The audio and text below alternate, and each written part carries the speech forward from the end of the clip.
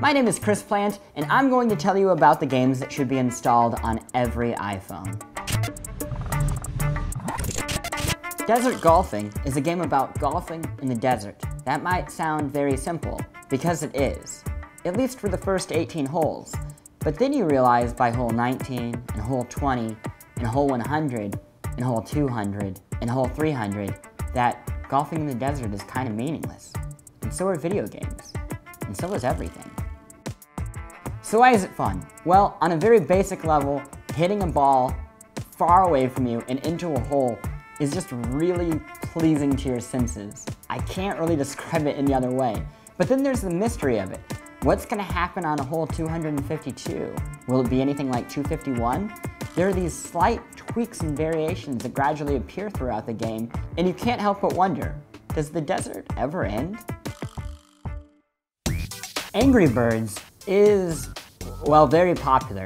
You probably already have it installed on your iPhone. But if you don't, and you've waited this long to play it, well, that's kind of awesome.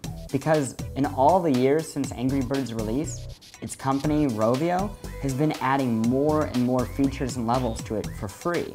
So right now, if you get Angry Birds for 99 cents, you're getting a pretty feature-rich game, full of levels and things to do, and lots of pigs to hit. Because that's what you do in Angry Birds. You're a silly little bird, or birds, who gets thrown or catapulted at pigs. How this became the most popular game in the world for a brief period of time is beyond me. Listen, I know that Tiny Wings is going to look like a shrewd, calculated play at making a lot of cash off the Angry Birds phenomenon, but I assure you, it is not that. It's basically my meditation game. As a little cute bird, I go up and down on the same hills over and over again, collecting coins and speed until night comes and I fall asleep. When you think of Grand Theft Auto on iOS, you're probably going to think of Grand Theft Auto San Andreas or Grand Theft Auto Vice City, which were the two big games released on the PlayStation 2.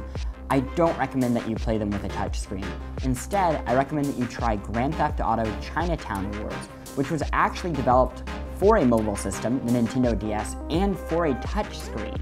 It's a top-down game, like the original two Grand Theft Auto games, and it's much easier to control. It's also very strange and violent and surreal. I don't really know how I got through the approval process for the App Store, which is usually more critical of these things. Stealing a car, stealing a car. The cops can't kill me, I'm a cop killer. Don't put that in the video. Super Hexagon is a reflex game, which is to say you have to have really good reflexes to play it. Or you have to be able to be trained to have really good reflexes. Maybe that's the better way to describe it. Because you start out on an easy level trying to move a little triangle through a maze that is wrapping around you. It's kind of hard. And you get a little better, and things get a little faster, and a little faster, until you're a freakish superhero who can move a triangle around a maze. Why do that? Why do anything? We talked about this. Video games. They don't really serve a purpose. And that's kind of what's magical about them. Game over.